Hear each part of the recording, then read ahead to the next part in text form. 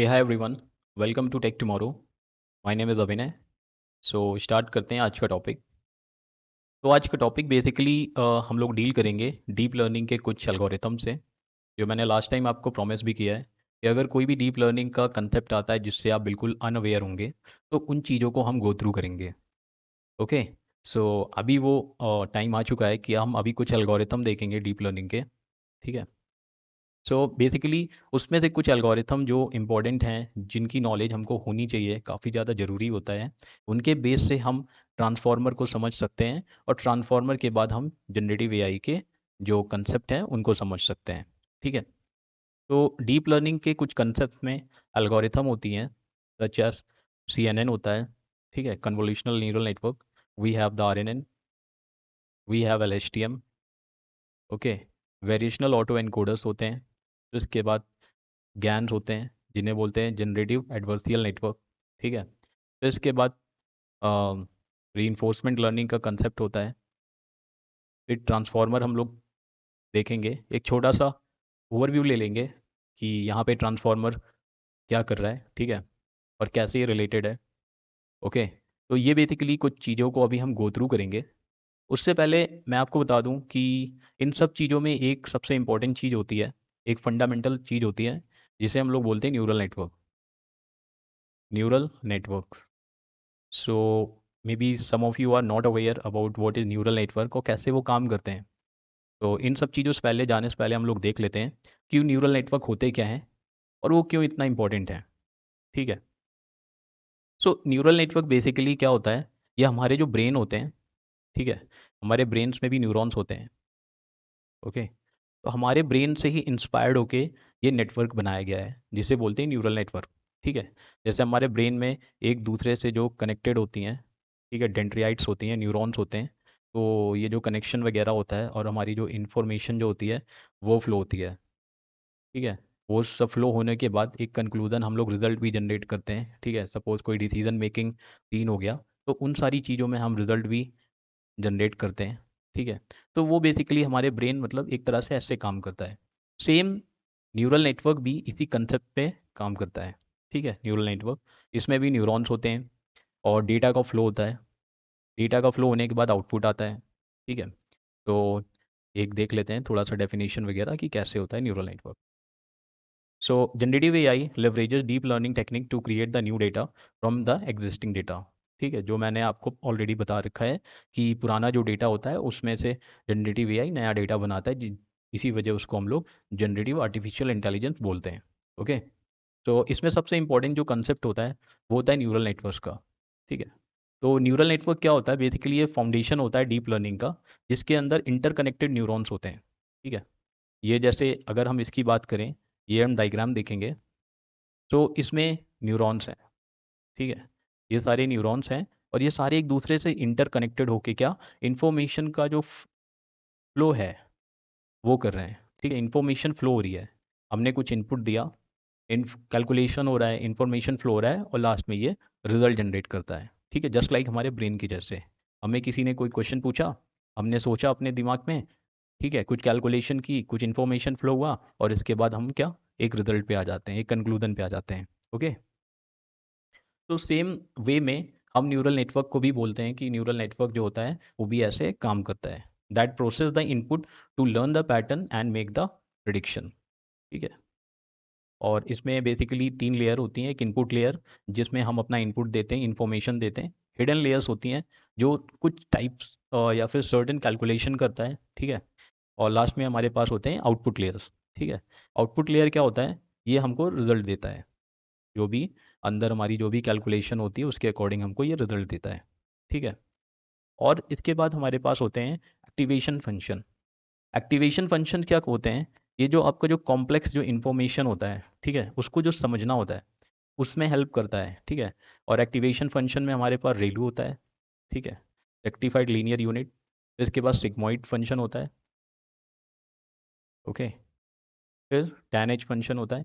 ये बेसिकली कुछ फंक्शंस होते हैं। ठीक है, आप बोल सकते हो कि एक कंसेप्ट होता है या फिर फंक्शन होते हैं जो कि इंफॉर्मेशन को समझना का काम करते हैं, उनके पैटर्न को समझने का काम करते हैं। ठीक है। समझने के बाद फिर प्री प्रोसेसिंग होता है और फिर इसके बाद हमारे को आउटपुट मिलता है। ठीक है।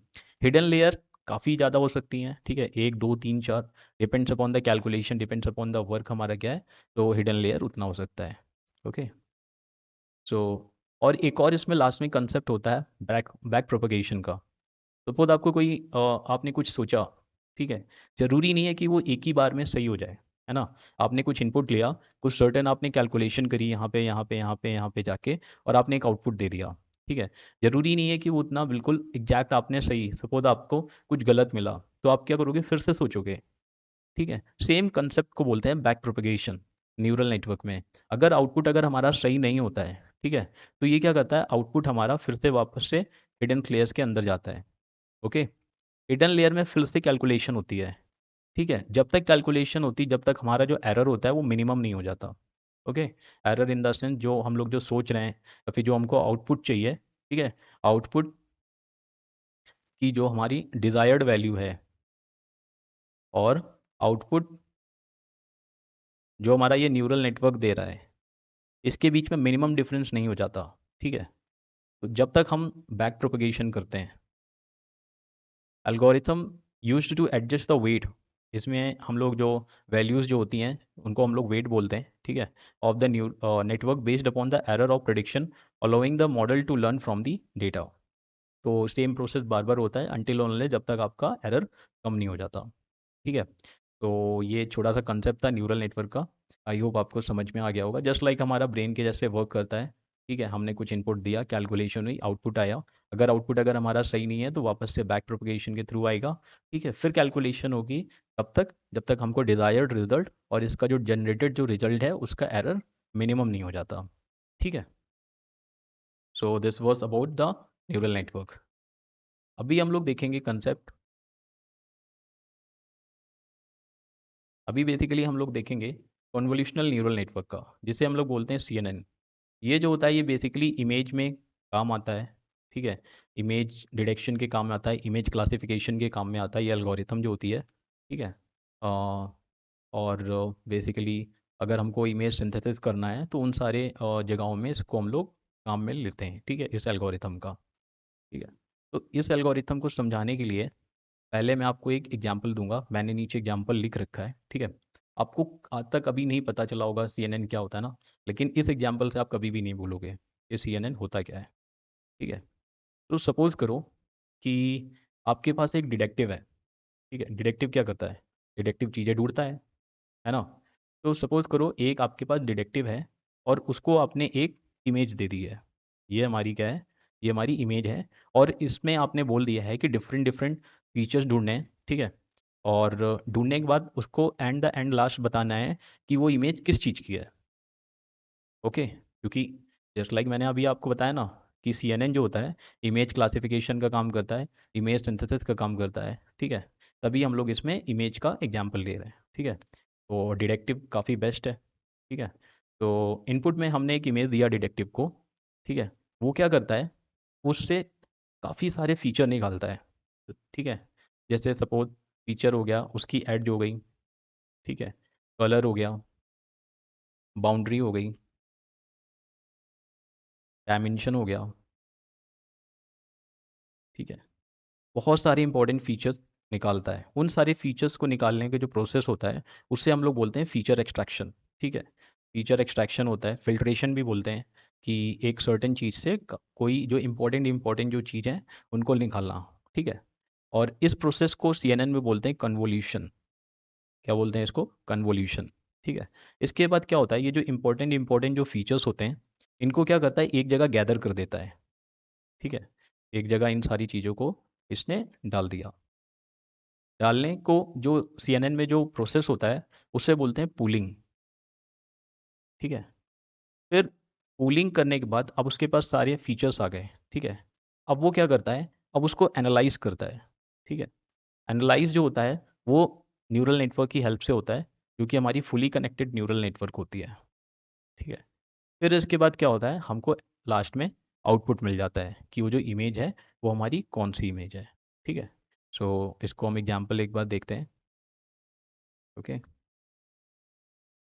मैं स्क्रीन थोड़ी सी छोटी कर देता हूँ कि आपको प्रॉपर दिख जाए, ठीक है।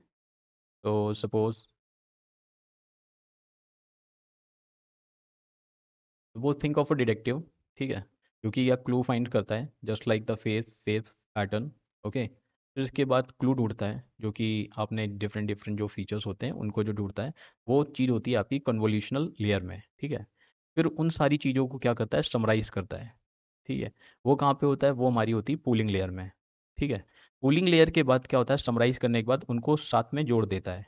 वो कहाँ पे होता है, वो हमारा होता है फुली कनेक्टेड लेयर में, ठीक है।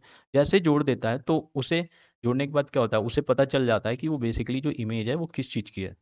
सपोज अगर आपने इमेज दी होगी इनपुट में उसको डॉग की, तो डॉग वो बोल देगा कि ये डॉग की इमेज है, ठीक है। अगर आपने कैट की दी होगी तो कैट बोल देगा। अगर कार की दी होगी तो वो कार की बता देगा इमेज, ठीक है। तो ये बेसिकली एक एग्जांपल था जिसको आप याद कर सकते हो, और CNN को आप मतलब कभी नहीं भूलोगे। लोग भूल जाते हैं क्योंकि टेक्निकल टर्म्स में ज़्यादा ध्यान देते हैं। इसको मैंने एग्जांपल के थ्रू आपको बताया कि कैसे कैसे आप इसको याद कर सकते हो, ठीक है। पहला आपका क्या था, पहला आपका कन्वोल्यूशनल लेयर्स थे, है ना, जिसमें आपने चीज़ें एक्सट्रैक्ट करी, ठीक है। जो क्लूज थे वो आपने ढूंढे, जो फीचर्स थे वो आपने ढूंढे, ठीक है। इसके बाद आपका समराइजिंग वाला था क्लू, जहाँ पे आपने उन सबको एक जगह पुट कर दिया, जिसे हमने बोला पूलिंग लेयर। फिर इसके बाद आपका था जहाँ पे आपने जो क्लूज थे उनको मिला दिया, मिला के देखा कि क्या एक्चुअली में बन रहा है, उसे हम लोग बोलते हैं फुली कनेक्टेड लेयर। लास्ट में आपने क्या कर दिया, उसको रिकग्नाइज कर लिया, ठीक है। इसको एक बार आप पढ़ सकते हो अच्छे से, तो आपको और ज़्यादा समझ में आ जाएगा, ठीक है। यही इसकी समरी थी। Okay, the convolutional neural network help the computer to see and recognize the things in the picture by looking for the important details, summarizing and understanding the whole picture. ठीक है, तो CNN का यही काम होता है। आप कभी भी देखोगे तो CNN बेसिकली क्या करता है, इन्हीं कंसेप्ट में काम आता है, ठीक है, इमेज रिकग्निशन में। ओके, आई होप आपको CNN समझ में आ गया होगा। और ये आप ऊपर CNN की डेफिनेशन भी एक बार देख सकते हो। The CNN are the specialised neural network primarily use for the image data, ठीक है। They leverage convolutional layers to automatically and adaptively learn spatial hierarchies of feature from the input image. मतलब हम clues की बात कर रहे हैं यहाँ पे, ठीक है। फिर convolutional layer, pooling layer and fully connected, जिसका मैंने आपको यूज केस बता दिया है, ठीक है। यूज़ क्या होता है, इमेज डेटा और image synthesis, super resolution, style transfer, ठीक है, इमेज डिटेक्शन। ओके, तो इन सारी चीज़ों में हम लोग CNN का यूज़ करते हैं। तो ठीक है, अभी नेक्स्ट एल्गोरिथम में हम लोग मूव करते हैं। आई थॉट ये आप मतलब कभी नहीं भूलोगे, जैसे मैंने इसको एक छोटे से एग्जाम्पल के थ्रू मैंने समझाया, ठीक है। तो RNN और LSTM देखेंगे अभी। RNN और LSTM क्या होता है, दोनों का जो कंसेप्ट होता है वो सेम होता है, मतलब दोनों की जो वर्किंग होती है वो सेम होती है। बस जो LSTM होता है उसकी जो याद करने की जो मेमोरी होती है, ठीक है, वो काफ़ी बड़ी होती है। लेकिन RNN की जो होती है वो शॉर्ट होती है, ठीक है। दोनों का अपना अपना यूज होता है, अपनी अपनी पर्टिकुलर पर्टिकुलर जगह पे, ठीक है। अभी चलो इन दोनों को समझ लेते हैं कि ये कैसे इनको हम लोग यूज़ करते हैं। इसको भी हम लोग एक एग्जाम्पल के थ्रू समझेंगे, ठीक है। ये हम बाद में देखेंगे, इसका जो मेन जो डेफिनेशन है इसको हम लोग बाद में देख लेंगे। सो बेसिकली मैं आपको बताता हूँ कि सपोज करो कि आपके पास एक स्टोरी टेलर है जो आपको कहानियाँ सुनाता है, ठीक है। वो कहानियाँ ऐसे सुनाता है कि वो आगे का भी पार्ट बताता है, साथ में आपको पीछे का भी पार्ट याद रखता है ना। क्योंकि हिस्ट्री तो इंपॉर्टेंट होती है कहानी में। अगर हम पास्ट भूल जाएंगे तो हम समझ नहीं पाएंगे ना यार, रिलेशन मतलब इस्टेब्लिश नहीं कर पाएंगे कि कहानी में क्या था और क्या हुआ, है ना, और क्या चल रहा है। तो RNN जो होता है वो भी, उसका भी सेम काम होता है। वो क्या करता है, जो बैक जो हमारी इन्फॉर्मेशन होती है उसको याद करके जो नई जो चीज़ें होती है उसको बताता रहता है, ठीक है। तो just like a story teller, RNN का भी सेम काम होता है। ओके, तो जैसे मैंने आपको बताया, ये एग्जाम्पल जो है, imagine you have a story teller who remember the previous part of the story while telling the next part of the story, ठीक है। RNN is just like a story teller, ठीक है, जो कि आपको प्रीवियस पार्ट भी बताएगा, previous part को याद रख के आपको नेक्स्ट वाला पार्ट बताता रहता है, ठीक है। ये होता है RNN, ठीक है। अब आप सोच रहे हो कि LSTM कहाँ पे यूज़ होता है। सपोज आपकी स्टोरी बहुत ज़्यादा बड़ी है, ठीक है, और उसमें कुछ इंपॉर्टेंट पार्ट्स हैं। ये तो छोटी स्टोरी के लिए होता है, जैसे मैंने आपको बोला कि इसका जो मेजर जो ड्रॉबैक होता है RNN का, ये स्मॉल सेट ऑफ डेटा में काम करता है, मतलब स्मॉल स्टोरीज वो जो होती हैं उसमें अच्छे से काम करता है। लेकिन जब बड़ी स्टोरीज होती हैं और आपको कुछ सर्टेन पॉइंट्स याद करके पूरी स्टोरी सुनानी होती है, ठीक है, वहाँ पे हम क्या यूज़ करते हैं, वहाँ पे हम लोग LSTM का यूज़ करते हैं, ठीक है। सो जब स्टोरी हमारी बड़ी होती है तो वहाँ पे हम लोग LSTM का यूज़ करते हैं। LSTM जो होता है एडवांस स्टोरी टेलर होता है। उसके पास क्या स्पेशल चीज़ होती है कि वो इम्पोर्टेंट जो डिटेल्स होती हैं, इम्पोर्टेंट जो हमारी जो डिटेल होती हैं उनको याद कर लेता है, ठीक है, लॉन्ग टाइम के लिए। और जो लेस इम्पोर्टेंट चीज़ें होती हैं उनको क्या भूल जाता है। तो इससे क्या होता है, जो स्टोरी होती है वो लंबी स्टोरी को कवर कर लेता है। मतलब जो इम्पोर्टेंट चीज़ हो गई उसको उसने याद कर लिया, जो लेस इम्पोर्टेंट है, ठीक है, उसको वो भूल गया। ठीक है, इस वे में क्या होता है, वो आपको पूरी स्टोरी सुना देगा, है ना। तो अब इस ये सब फीचर्स के लिए जो LSTM होता है इसके पास कुछ गेट होते हैं, 3 टाइप के गेट होते हैं। ठीक है, एक फॉरगेट गेट होता है जो कि जो यूजलेस जो थिंग है, ज़्यादा यूज़ नहीं होती है, ठीक है, उसको भूल जाता है। एक होता है इनपुट गेट, ठीक है, जिससे क्या करता है, नई नई इन्फॉर्मेशन अपने अंदर ऐड करता रहता है और एक स्टोरी बनाता रहता है।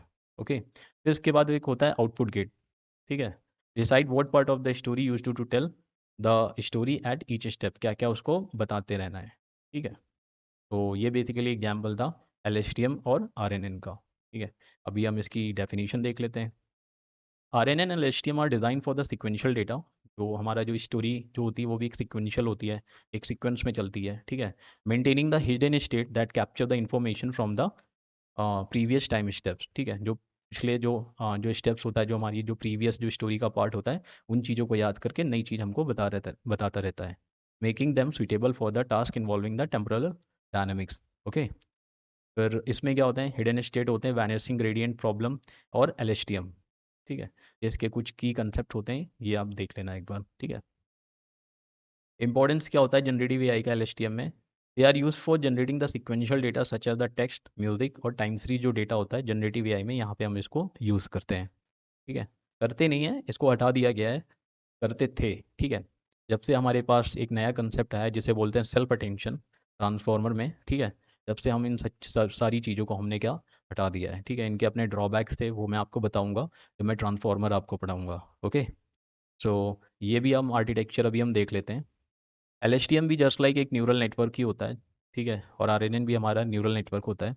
सो यहाँ से हमने कुछ इनपुट दिया, ठीक है, कैलकुलेशन होती है, हिडन स्टेट होता है, इसमें जो इंपॉर्टेंट चीज़ होती है उसको याद रख लेता है। ठीक है, और जो प्रीवियस स्टोरी है उसको याद करके हमें नई नई जो हमारा स्टोरी का जो पार्ट होता है वो हमको बताता रहता है। ठीक है, और सेम एज जो हमारा LSTM होता है, LSTM में इनपुट गेट हो गया, आउटपुट गेट होता है, ठीक है, और फॉरगेट गेट होता है जो इरेलेवेंट इन्फॉर्मेशन को भूल जाता है। और जो इनपुट गेट होता है वो हमारे नई नई इन्फॉर्मेशन जो अपडेट होती है उसको ऐड ऑन करता है। ठीक है, और आउटपुट गेट क्या होता है, जो कि हमारा नया हमको आउटपुट देता है। ठीक है, ओके, तो आई होप आपको RNN और LSTM भी काफ़ी अच्छे से समझ में आ गया होगा एक एग्जाम्पल के थ्रू। ठीक है, जो कि हमारा स्टोरी टेलर था। फिर इसके बाद हम लोग करते हैं वेरिएशनल एनकोडर्स की। वेरिएशनल एनकोडर्स क्या होते हैं, ये बहुत लोगों ने तो ये नाम ही पहली बार सुना होगा। ठीक है, लेकिन इसमें डरने का नहीं, हम लोग देखेंगे वेरिएशनल एनकोडर क्या होते हैं और कैसे हम लोग इनका यूज़ करते हैं। ओके,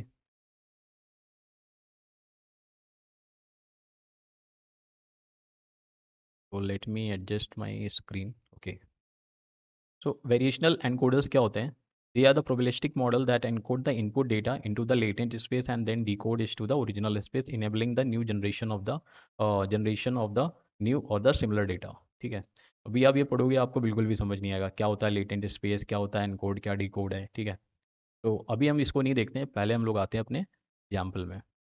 ओके, सपोज करो कि आप एक मैजिक आर्टिस्ट हो, ठीक है, बहुत तगड़े वाले। ठीक है, तो आप क्या करते हो, आप एक आपको एक पिक्चर दिखाते हैं हम लोग, एक आपको इम्पोर्टेंट एक पिक्चर दिखाते हैं। ठीक है, आपको एक इम्पोर्टेंट हमने पिक्चर दिखाई, तो आप क्या करते हो, उस पिक्चर से जो इम्पोर्टेंट जो चीज़ें होती हैं, ठीक है, उसको आप निकाल लेते हो।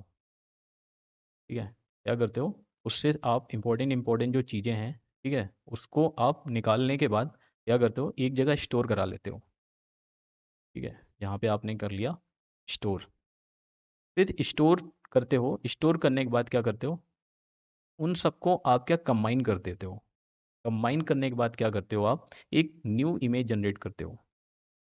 ठीक है, न्यू इमेज जो होती है मोर ओवर सेम होती है, लेकिन इसमें कुछ चेंजेस होते हैं। ठीक है, जो इनपुट इमेज होती है उसी जैसी होती है, लेकिन उसमें क्या होते हैं, कुछ चेंजेस होते हैं जो कि उसको नई बनाती है।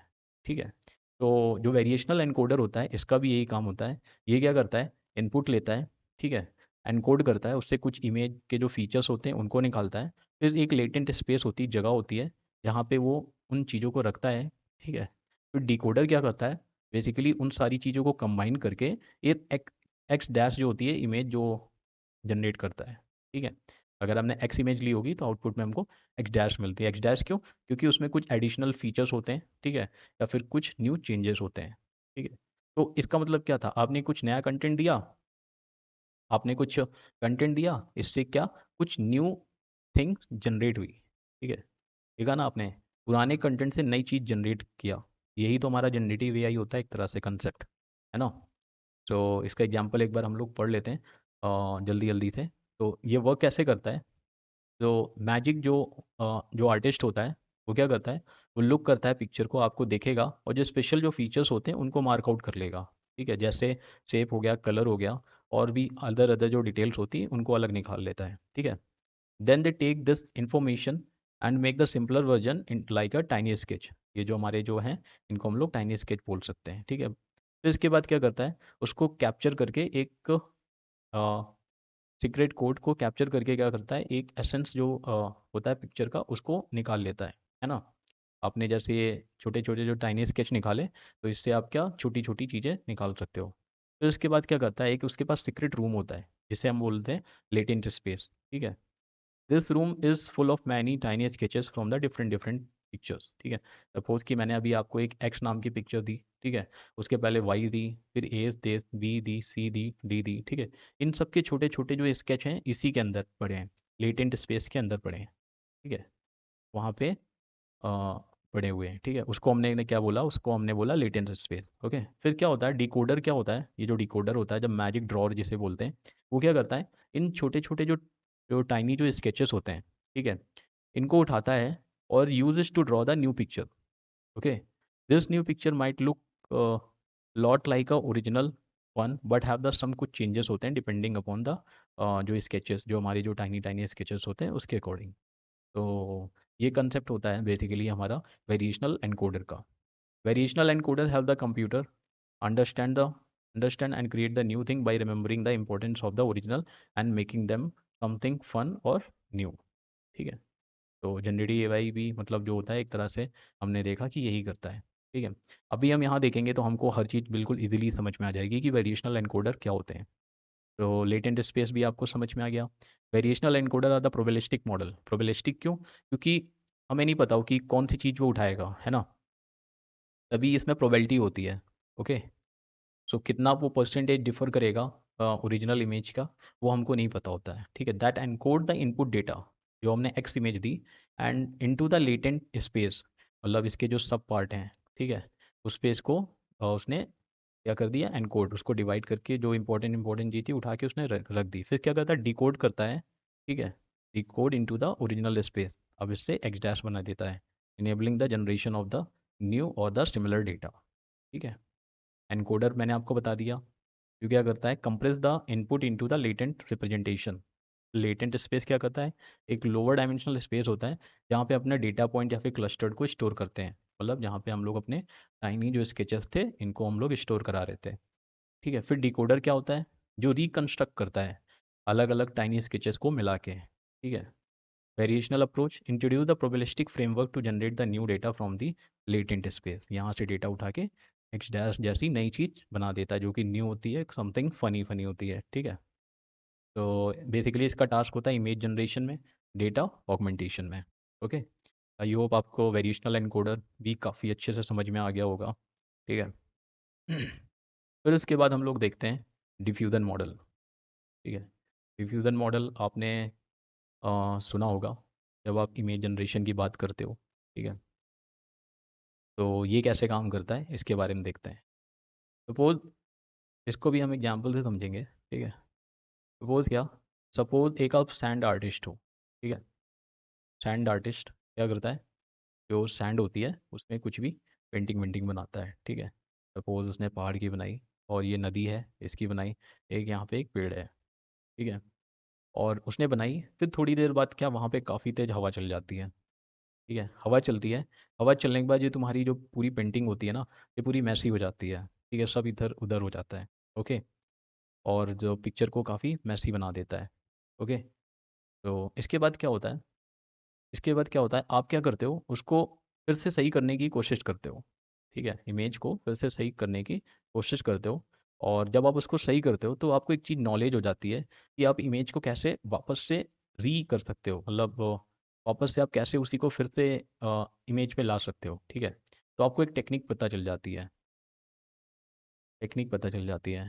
ठीक है, एक आपको एक कंसेप्ट पता चल जाता है कि मैसी इमेज से हम नई इमेज फिर से कैसे जनरेट कर सकते हैं। ठीक है, इसी वे में क्या कर सकते हो आप, बहुत सारे मैसी मैसी मैसी मैसी डेटा से क्या कर सकते हो आप, इमेज जनरेशन कर सकते हो। ठीक है, इसी को बोलते हैं डिफ्यूज़न मॉडल। ठीक है, डिफ्यूज़न जो टेक्निक होती है इसी को बोलते हैं। ठीक है, अब एग्जांपल हम लोग देख लेते हैं। मैसिंग up the picture diffusion process होता है, मतलब हवा चली, आपकी जो पिक्चर थी वो मैसी मैसी हो गई। ठीक है, उसे बोलते हैं हम लोग डिफ्यूज़न प्रोसेस। फिर क्या होता है, फिक्सिंग द पिक्चर, जिसे बोलते हैं रिवर्स डिफ्यूज़न, मतलब आपने जो मैसी हुई उसको आपने वापस आप फिक्स कर रहे हो। ठीक है, the artist then work to fix the picture step by step, they carefully remove the noise, जो आपका जो नॉइस इन द सेंस जो आपने इधर उधर पूरा मैशअप हो गया उसको, चीज़ को निकालता है, and rearrange the sand to make the picture clear again. This process is called the reverse diffusion. Okay, फिर क्या करता है, by learning how to fix the messy picture, सबसे इंपॉर्टेंट चीज़ ये है, आपको समझ में आ गया ना कि कैसे मैसी पिक्चर से वापस से वही ओरिजिनल पिक्चर जनरेट की जाती है। The artist learn how to make the new beautiful picture from just a pile of mix sand. Suppose क्या, सपोज मैंने आपको एक गंदी सी एक पिक्चर दे दी, ठीक है, और उससे आपसे बोला कि यार इससे नई पिक्चर जनरेट करो, ये तो आप कर सकते हो। ठीक है, अभी हवा हमने नहीं चलाई है ना, मैंने आपको एक गंदी सी एक मैसी पिक्चर दे दी और बोला कि इससे इसको यार क्लीन करो और इससे एक नई पिक्चर जनरेट कर दो। ठीक है, क्यों, क्योंकि उसको पता है that how to arrange the sand in a way that to create the amazing new design या फिर न्यू पिक्चर। ठीक है, तो इसी वे में हमारा जो डिफ्यूज़न जो मॉडल होता है, डिफ्यूज़न का जो प्रोसेस होता है, वो भी ऐसे काम करता है। ठीक है, हम उसको क्या देते हैं, एक मैसी या फिर नॉइस फुल जो डेटा होता है। ठीक है, नॉइस इन द सेंस उसमें रैंडमनेस होती है, कुछ भी चीज़ नहीं पता होता, बहुत सारे इसमें इमेजेस का डेटा होता है। ठीक है, उसको देते हैं, फिर यहाँ हम लोग डिफ्यूज़न मॉडल लगाते हैं। ठीक है, वो क्या करता है, उससे धीरे धीरे धीरे धीरे कोई सैम्पल इमेज जो होता है उसको जनरेट कर देता है, जस्ट लाइक ऐसे। ठीक है, तो ये प्रोसेस होता है बेसिकली डिफ्यूज़न मॉडल का। ओके, तो diffusion model are the class of generative model that generate the data by reverse diffusion. मतलब नॉइस वाला जो डेटा है, that corrupt with the noise.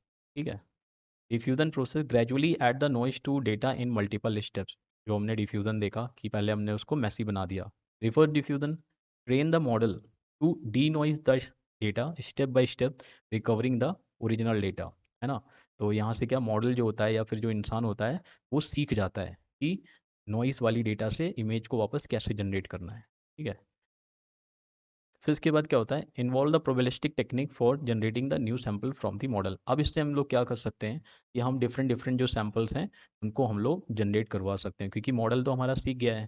ठीक है, कि कैसे उसको करते हैं, मॉडल इन द सेंस जो हमारा जो आर्टिस्ट है ना, वो हमारा सीख चुका है कि हम लोग कैसे कैसे इमेज को जनरेट करा सकते हैं नॉइस से।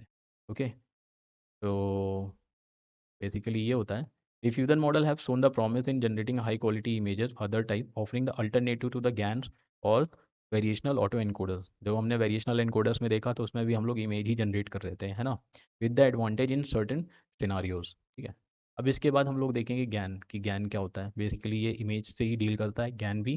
ठीक है, हमने इसको पहले इसलिए पढ़ा क्योंकि यहाँ पे मैंने आपको दिखा दिया कि नॉइस किस किस फॉर्म में होती है। ठीक है, नॉइस मतलब कैसे दिखती है। ओके, तो ज्ञान को भी हम लोग एक एग्जाम्पल के थ्रू समझेंगे। तो ज्ञान क्या होता है, ज्ञान में दो कंसेप्ट होता है, एक होता है डिस्क्रिमिनेटर का, ठीक है, दूसरा होता है जनरेटर का। ठीक है, जनरेटिव एडवर्सियल नेटवर्क, इसमें दो होते हैं, एक होता है आपका जनरेटर, एक होता है डिस्क्रिमिनेटर।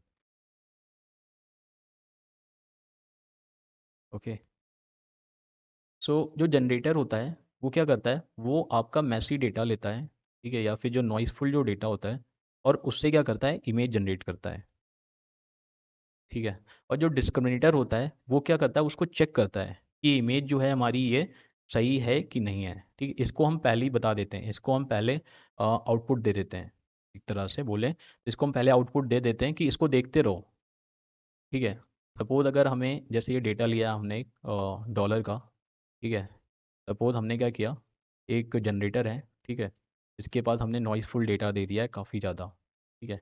ये क्या करता है, ये हर बार क्या करता है, कुछ चीज़ जनरेट कर देता है। जैसे फर्स्ट टाइम इसने ये जनरेट किया, तो डिस्क्रिमिनेटर क्या करता है, डिस्क्रिमिनेटर के पास ये पहले से चीज़ होती है कि ऐसा हमें दिखना है, ठीक है। तो क्या करता है, चेक करता है, तो डिस्क्रिमिनेटर को बोलता है नहीं ये गलत है, फिर जनरेट करो, ठीक है। डिस्क्रिमिनेटर फिर जनरेट करता है, फिर बोलता है कि यार फिर ये गलत है, फिर जनरेट करो, फिर डिस्क्रिमिनेटर फिर जनरेट करता है, ठीक है।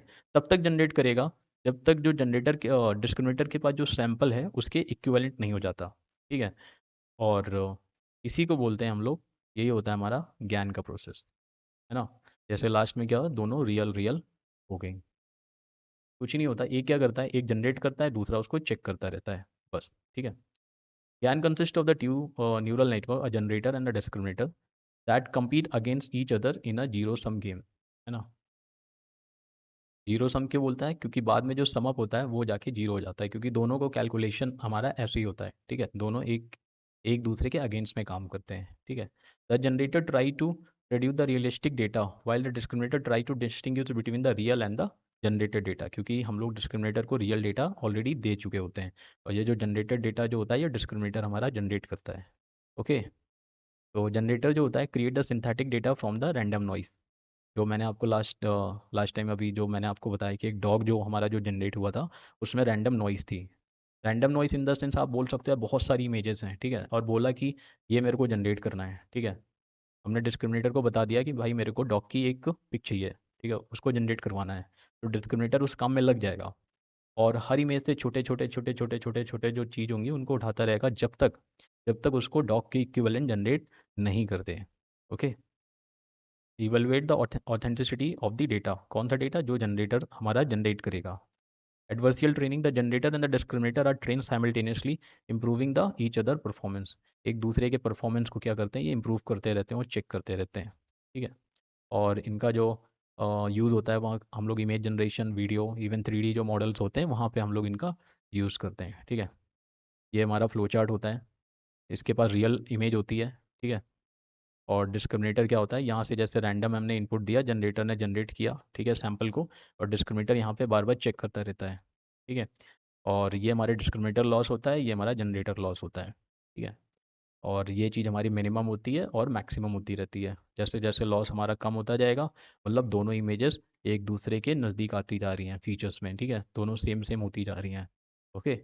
सो ये बेसिकली हमारा छोटा सा था कि ज्ञान क्या होता है और कैसे ये काम करता है, ओके। फिर हम देखते हैं ट्रांसफॉर्मर। जब से मैं आपको बोल रहा हूँ कि जनरेटिव एआई में जो भी होता है सब कुछ ट्रांसफॉर्मर होता है, ठीक है। जो हमारा जो फ्रेमवर्क होता है वो हमारा ट्रांसफॉर्मर ही होता है ना। तो ट्रांसफॉर्मर मतलब एक तरह से आप बोल सकते हो ना, ये मतलब काफ़ी सही चीज़ आई, ठीक है। और इसमें एक मैकेनिज़्म होता है जिसको हम बोलते हैं सेल्फ अटेंशन मैकेनिज़्म, ठीक है।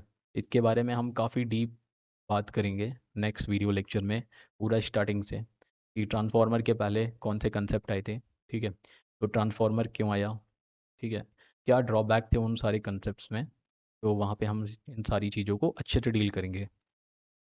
ट्रांसफार्मर का ये जो आर्किटेक्चर जो डायग्राम है, एक एक चीज़ हम यहाँ पे समझेंगे कि पोजिशनल एनकोडिंग क्या होता है, जो इनपुट देते हैं वो कैसे जाता है, ठीक है। इनपुट की एम्बेडिंग कैसे होती है, add norms, multi head attention, सारी चीज़ें, ठीक है।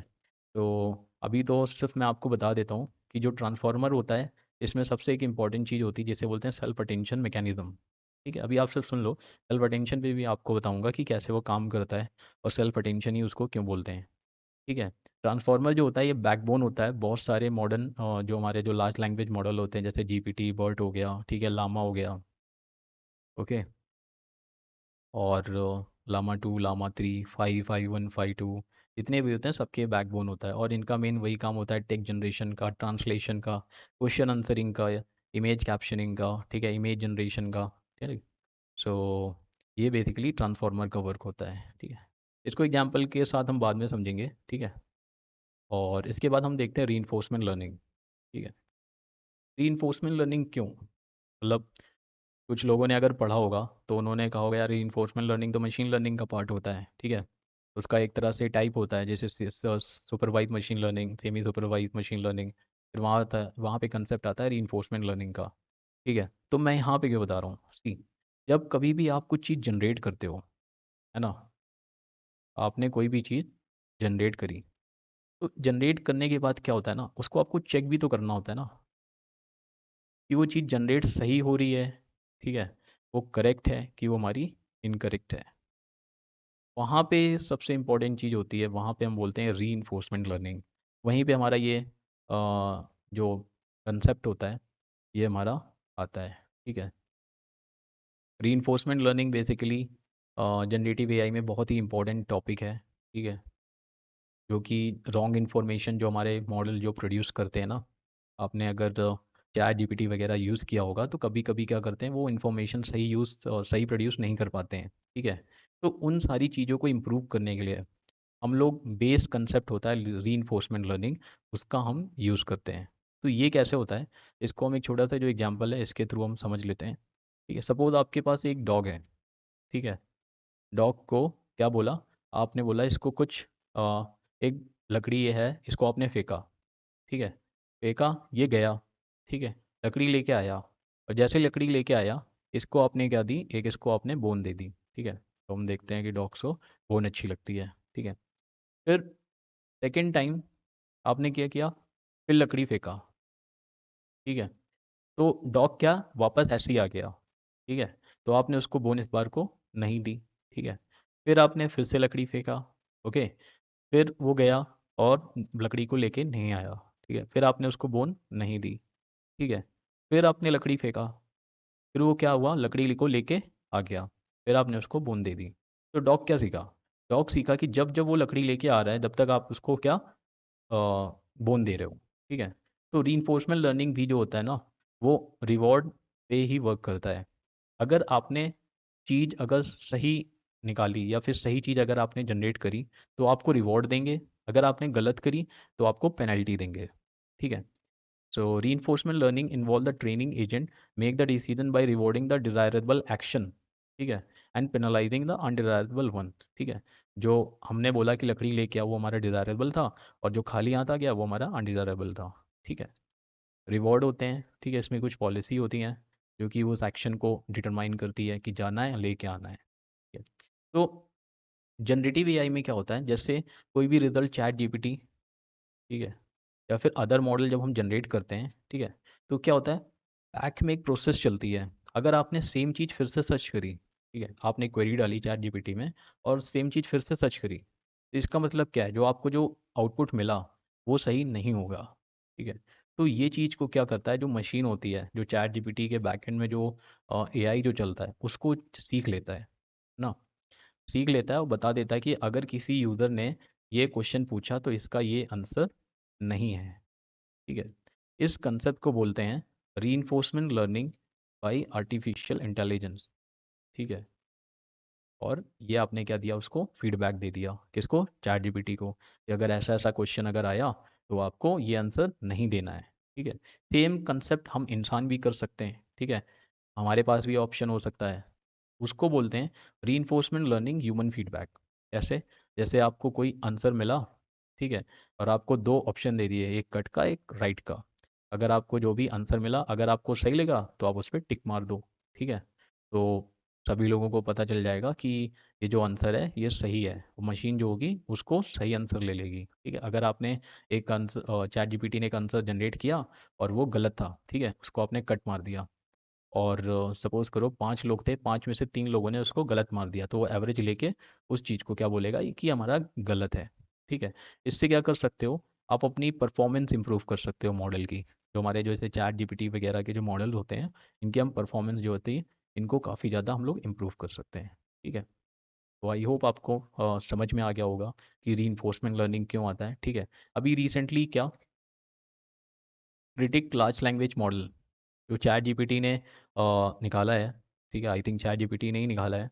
ठीक है, जो क्या करता है, ये आपका रीइंफोर्समेंट लर्निंग वाले फीचर्स पे बेस्ड होता है। अगर आपको गलत रिस्पॉन्स आ रहा है, ठीक है, तो वो लर्न करता है और सही आउटपुट देता है। ठीक है, लर्न कर लेगा, दोबारा तो उसको गलत आपको शो नहीं करेगा। ठीक है, ट्राई करेगा कि उसको आपको सही आउटपुट शो करे। ठीक है, तो this was all about today's lecture. तो आई होप आपको समझ में आ गया होगा CNN, RNN, variational auto encoder, diffusion model, GAN generator, ठीक है। फिर ट्रांसफार्मर थोड़ा सा मैंने आपको बताया, हम बाद में देखेंगे इसको काफ़ी ब्रीफ में। और फिर इसके बाद लास्ट में आपको रीइंफोर्समेंट लर्निंग। ओके, तो फॉलो अप करते रहिए जनरेटिव एआई की सीरीज़ को, ठीक है। क्योंकि अब जल्दी कुछ कंसेप्ट के बाद हम प्रोजेक्ट्स वगैरह पे आएंगे जिसमें हम रैक का यूज़ करेंगे, ठीक है। फाइन ट्यून करेंगे डेटा को, प्री ट्रेनिंग भी करेंगे, ठीक है। और अगर आप चाहते हैं कि मैं ट्रांसफार्मर का यूज़ करके कोई सैम्पल डेटा सेट लेके मैं आपको बताऊं कि ट्रांसफार्मर कैसे काम करता है, तो प्लीज़ कमेंट में पिंग करिए, ठीक है।